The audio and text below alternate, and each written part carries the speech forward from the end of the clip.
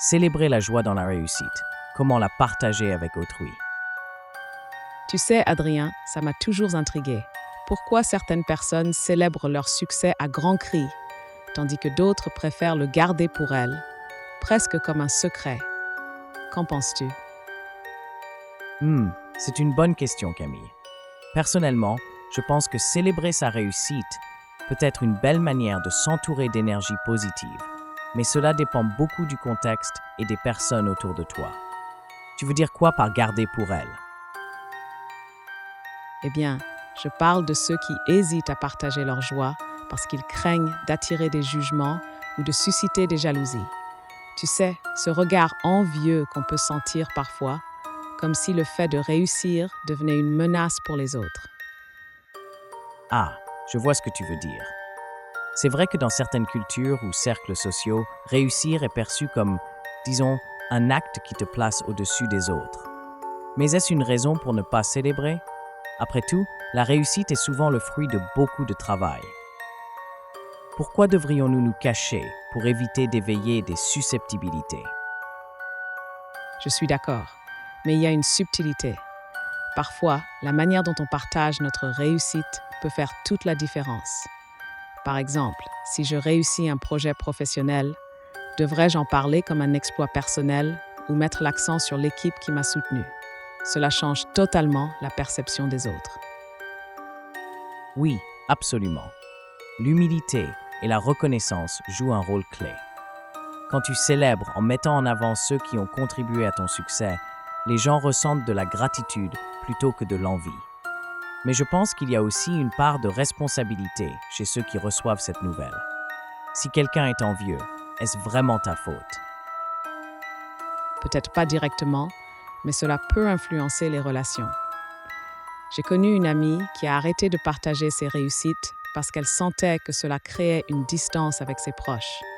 Elle me disait qu'à force de voir ses victoires, ses amis se sentaient dévalorisés. C'est triste, mais ça montre bien que la réussite, c'est aussi une question de perception. On peut célébrer, mais il faut aussi lire la pièce, comme disent les comédiens. Si tu es dans un environnement où les autres sont en difficulté, peut-être qu'un moment de modestie et de soutien est plus approprié qu'une grande fête. C'est là que ça devient complexe. J'ai l'impression que le vrai défi, c'est de trouver un équilibre. Partager sa joie sans écraser les autres. Mais toi, Adrien, est-ce que tu as déjà hésité à célébrer un succès par peur de l'opinion des autres? Oui, plusieurs fois. Je me souviens, par exemple, quand j'ai décroché une promotion il y a quelques années. J'étais super fier, mais en même temps, je savais que certains collègues avaient postulé pour le même poste. J'ai choisi de rester discret, mais honnêtement, ça m'a laissé un goût amer. C'était comme si je ne m'autoriserais pas à être heureux. C'est exactement ça, le dilemme. D'un côté, tu veux partager ta joie avec ceux qui comptent pour toi, et de l'autre, tu ne veux pas risquer de blesser ou de provoquer des malaises.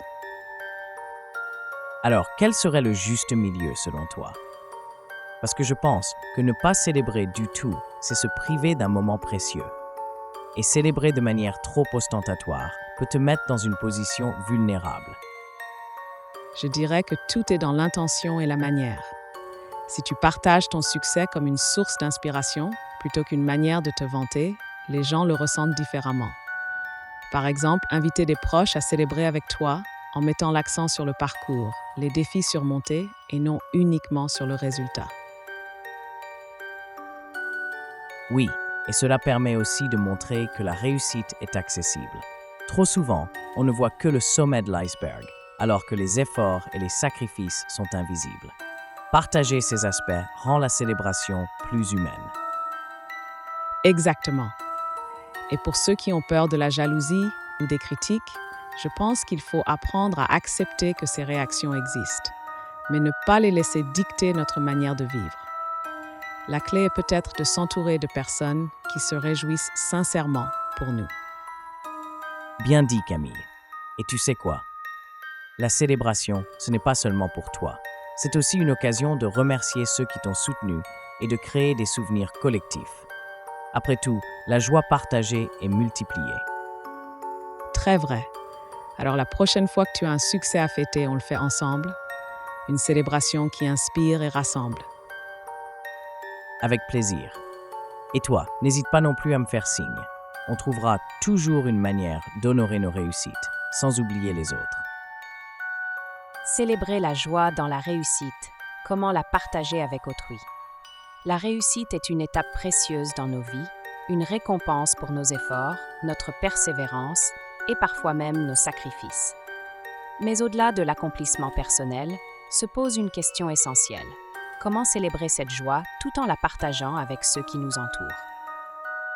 Pourquoi célébrer sa réussite? Célébrer ses victoires, petites ou grandes, est un acte qui nourrit la gratitude et renforce la confiance en soi.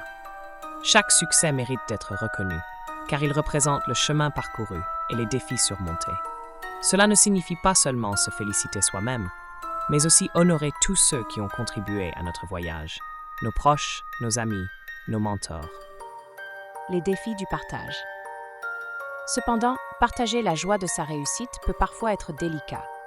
La crainte du regard des autres, des jugements ou même de susciter de la jalousie peut nous freiner.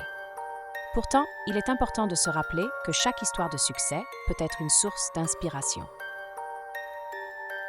Comment partager sa joie de manière authentique, avec humilité? Plutôt que de se concentrer uniquement sur le résultat, mettez en avant le parcours et les leçons apprises.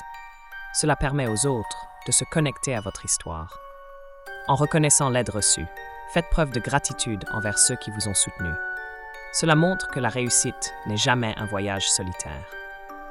En créant un moment collectif, organisez une célébration qui rassemble les gens, en mettant l'accent sur le partage de la joie plutôt que sur l'exploit individuel. Pourquoi partager sa réussite? Quand nous partageons nos victoires, nous transmettons une énergie positive.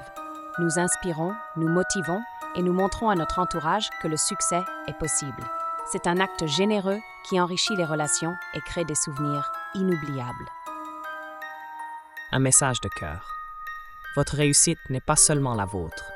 Elle peut être une lumière pour quelqu'un d'autre, un témoignage qui inspire et qui donne envie de croire, d'essayer et de persévérer. Alors, célébrez vos victoires avec fierté et partagez-les avec amour et authenticité. Merci de m'avoir accompagné dans cette réflexion. Si vous avez trouvé ce message inspirant, je vous invite à soutenir cette chaîne YouTube de Jean-Rodrigue Titsop. Abonnez-vous, laissez un commentaire pour partager vos pensées et n'oubliez pas de liker cette vidéo. Ensemble, nous pouvons continuer à célébrer nos réussites et inspirer les autres. À très bientôt.